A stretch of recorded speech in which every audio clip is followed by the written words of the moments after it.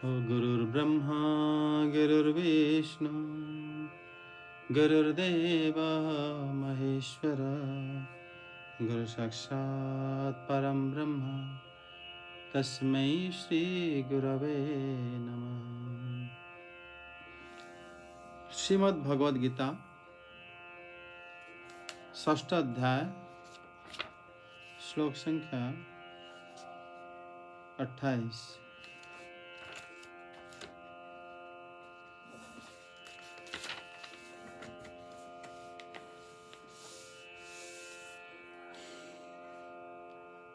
युञ्जन्नैवं तदात्मानं योगी विगतकल्मषः सुखेन ब्रह्म संस्पर्श मत्यन्तं सुखमाश्नुते।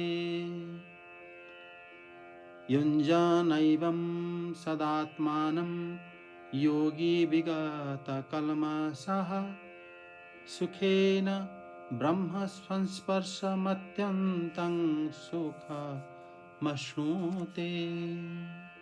अनुवाद। इस प्रकार योग अभ्यास में निरंतर लगा रहकर आत्म संयमी योगी समस्त भौतिक कल्मश से मुक्त हो जाता है और भगवान की दिव्य प्रेम भक्ति में परम सुख प्राप्त करता है।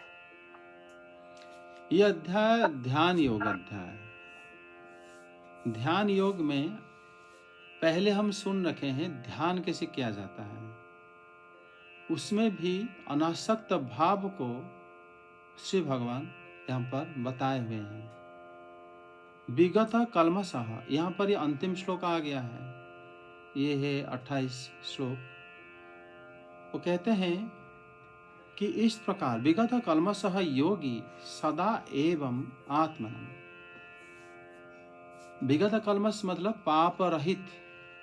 योगी पाप रहित हो जाता है सदा एवं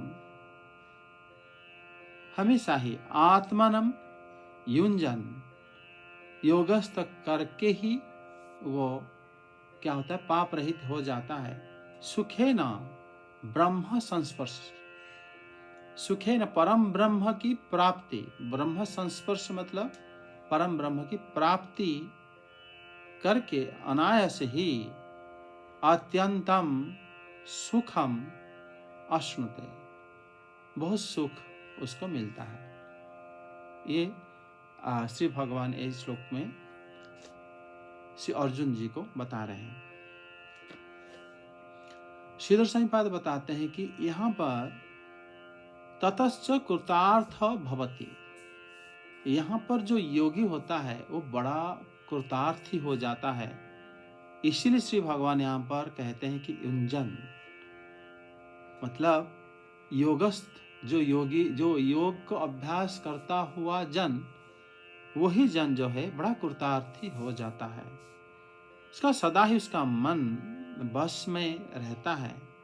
आत्मा में नियुक्त करके निष्पाप योगी अनायास ही श्री ब्रह्म को स्पर्श अर्थात उन्होंने ब्रह्म को देख लेता है। आत्म साक्षात्कार रूप अत्यंत सर्वोत्तम सुख को प्राप्त कर देता है और ऐसा स्वरूप को जीवन मुक्त कहा जाता है। और ऐसे यहाँ पर श्री भगवान उस योगी को भगवान तारीफ कर रहे हैं और इस योगी को भगवान कहते हैं कि बड़ा सुकृतवान योगी होता है। ऐसा ही यहाँ पर जो योग में जो विघ्न आता है, युंजन एवं यथोक्तेन क्रमेण योगी योगांत राय वर्जितः, जो योग में विघ्न आता है उससे जब योगी रहित हो जाता है, किसी प्रकार विघ्न नहीं है। योग शुरू करते समय अनेक प्रकार के विघ्न आता है।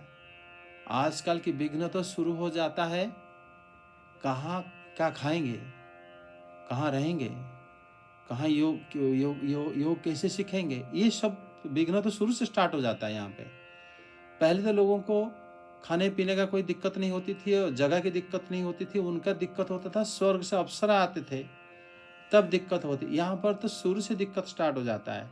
यहाँ पर लेकिन कहते हैं कि ये जो शंकराचार्य पाद कह रहे हैं कि योग विषय के जो विघ्न है वो जब चला जाता है, विगत कल्मष निष्पाप, योगी क्या करता है ना, चित्त को तब समाहित करता हुआ अनायास ही ब्रह्मा को प्राप्त होता है। अर्थात वास्तव में, और जब भागवत एकादश स्कंद जानेंगे तब पता चलेगा वास्तव में सुख और दुख इस चेतना की एक वृत्ति है।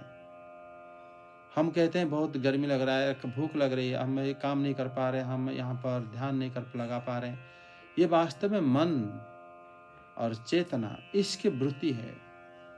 लेकिन जब वो चेतना ही वहां से विषय से हट जाता है तो फिर तुम्हारा सारा कलमश खत्म हो गया।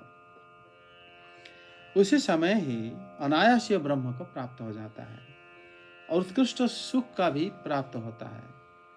जिसका परम ब्रह्म से संबंध है वो ही ऐसे परम सुख को प्राप्त कर लेता है। अर्थात यहाँ पर ये नहीं समझना चाहिए जो योगी होगा अरे बड़ा कष्ट जिंदगी है उसका, सब कुछ छीन जाएगा, कुछ नहीं रहेगा, उससे अच्छा हम एक बड़े से आश्रम में रहते हुए योग करेंगे, जहाँ पर एसी लगा हो, पंखा लगा हो और आसन अच्छा रहो, खाना पीना टाइम पे मिल जाए। हम लोग अपना विषय को ही ढूंढते हैं वहाँ पे, तो फिर हम वो प्रकार फिर आनंद प्राप्त नहीं होता। हमें हमेशा भौतिक आनंद की लत पड़ चुकी है और हम उसी को ही ढूंढते हैं। लेकिन यहाँ पर जो शंकराचार्य बात कह रहे थे कि वो जैसे ही अपने मन से और चेतना से सारा विषयों को हटा देता है, उसको उसके बाद एक आनंद मिलता है जिस वजह से फिर दोबारा इस संसार में पतन नहीं होता और वो उसके अधिकारी हो जाता है। यहाँ पर श्री रामानुजाचार्य पाद कहते हैं कि जैसे ही मन एवं उक्त प्रकारेण आत्मनं युञ्जन, जैसे श्री भगवान पहले से बताए हैं कि योगी ऐसा होता है, उसके द्वारा ही उसके सारे प्राचीन जो पाप है नष्ट हो चुका। पाप का मतलब होता है हमारा मन भगवान में ना लगना, वो एक प्रकार के वही पाप है और वो ही हट जाता है। जैसे ही मन तुम्हारा लग गया फिर पाप मुक्त हो गए और उसी समय वो ब्रह्म के संस्पर्श में आता है। संस्पर्श का मतलब ब्रह्म को ही उनके निकट हो जाता है या खुद ब्रह्ममय हो जाता है, अनुभव होता है। उसी से ही वो अपरिमित सुख को प्राप्त होता है। उस समय जो सुख प्राप्त होता है उसका कोई परिमाण नहीं है कि इतना सुख मिलेगा, इतना योग करा है तुम्हें उतना सुख मिलेगा, इतना करा है तो उतना मिलेगा, ऐसा नहीं होता, अपरिमित होता है। उस सुख को हम नाप नहीं सकते कि कितना सुख मिलता है। और वो कहते हैं अनायास ही, और उस सुख के भागी हो जाता है, उसको भोगता भी है, उस सुख को प्राप्त कर लेता है। वो सुख को भोगा नहीं जाता, उस सुख को प्राप्त किया जाता है। अर्थात हम जो जैसे आत्म साक्षात्कार जो शब्द है, पहले हम भागवत में चर्चा कर रहे थे, ये शब्द थे लेकिन इसका अर्थ कुछ नहीं है। आत्मा को दर्शन करना, हम खुद अगर आत्मा है फिर हम आत्मा का दर्शन कैसे करेंगे? हम तो दर्शन विषय को कर लेते हैं, आत्मा को नहीं कर पाते हैं। लेकिन योग माध्यम से ही आत्मा के हम आत्मा हैं, यही बात जो है हमें अच्छी तरह हमारे अंतःकरण, हमारा शरीर निग्रह द्वारा इंद्रियों को निग्रह करते करते हम जैसे जान लेते हैं, समझ जाते हैं, तो फिर उसी को कहा गया है कि ब्रह्म संस्पर्शम अत्यंतम, ब्रह्म की संस्पर्श में आ गया। अर्थात ब्रह्म उसको छू लिया या ब्रह्म ने उसको स्पर्श कर लिया। ऐसे भाव में आत्मा साक्षात्कार होता है और उसी समय अतीव सुख का वो भागी हो जाता है। चक्रवर्ती पाद कहते हैं कि ततश्च कृतार्थ एव भवति इत्याह उञ्जन्निति सुखम मश्नुते जीवन मुक्त एव भवति। चक्रवर्ती पाद को कह रहे हैं कि सुखम मश्नुते कि तात्पर्य होता है जीवन मुक्त हो जाना। और वो ये कहते हैं कि जो योगी होता है कृतार्थ हो जाता है और वो इतना मतलब कृतार्थ हो जाता है, वो योगी उसके बाद ही हमेशा मतलब शिव भगवान को और छोड़ नहीं पाता। और वो उसमें अपने आप को सोचता है कि मैं अगर ये नहीं प्राप्त हुआ होता तो मैं विषय में क्या मिल रहा होता, ये विषय में मिल भी क्या रहा है। जैसे प्रहलाद महाराज कहते हैं, पुनः चर्वित चर्वणानाम, जो हम चबाए चुके हैं उसी को दोबारा चबाते हैं। उसी प्रकार भौतिक जगत में जो भी सुख को हम इच्छा रखते हैं प्राप्त करने के लिए या सोचते हैं, उसमें वास्तव में कुछ ही प्रकार की सुख नहीं होता। लेकिन यहाँ पर शिव भगवान बताते हैं कि वो अगर वो योगी जब विगत कल्मष हो जाता है और उसी समय उसको ब्रह्म संस्पर्शम, ब्रह्म की प्राप्त हो जाता है और वो ब्रह्ममय ही हो जाता है, उसमें उसको एक अतीब आनंद की प्राप्त होता है, क्योंकि आनंद ही ब्रह्म है और ब्रह्म जो है आनंद है। आनंद अगर ब्रह्म नहीं हुआ होते तो उनके लिए सब लोग घर बार नहीं छोड़ते, गोपियां उनके लिए सब छोड़कर वो भगवान को रास लीला में उपस्थित नहीं हो गए होते। आनंद मिलने के कारण ब्रह्म आनंदमय हुए, इसीलिए ही सारे योगी उन्हीं के लिए योग अभ्यास करते हैं, सब वैरागी हो जाते हैं और सब कुछ अपना लेते हैं। जो देखने में बड़ा कष्ट जीवन है दिखता है हमें, लेकिन भगवान कहते हैं वास्तव में वो कष्ट जीवन नहीं होता, वो दिव्य आनंद जीवन होता है।